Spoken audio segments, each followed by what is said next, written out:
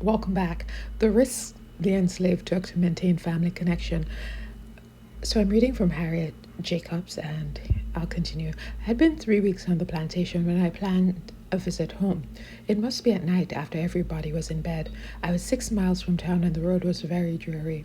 I was to go with a young man who I knew often stole to town to see his mother. One night when all was quiet, we started. Fear gave speed to our steps, and we were not long in performing the journey. I arrived at my grandmother's. Her bedroom was on the first floor and the window was open. The weather being warm, I spoke to her and she awoke. She let me in and closed the window lest some late passerby should see me.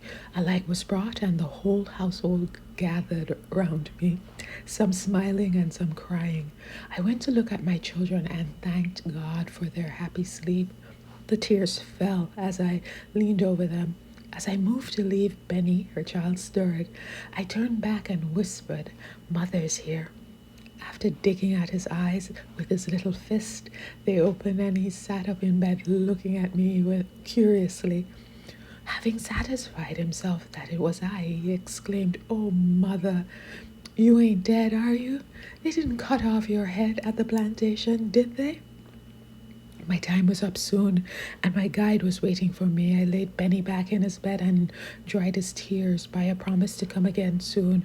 Rapidly, we retraced our steps back to the plantation. About halfway, we were met by a company of 4 patrols.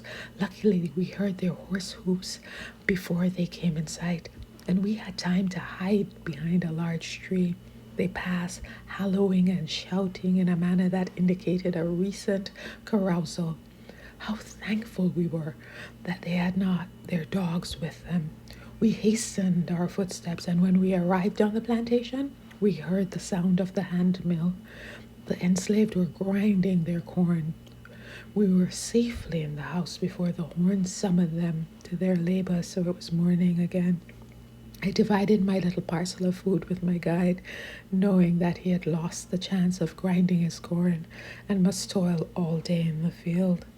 So they took that risk, they took it together, and they could have gotten in serious trouble for the love of family, for the love of children, for the love of their mother, for the young man's love for his mother.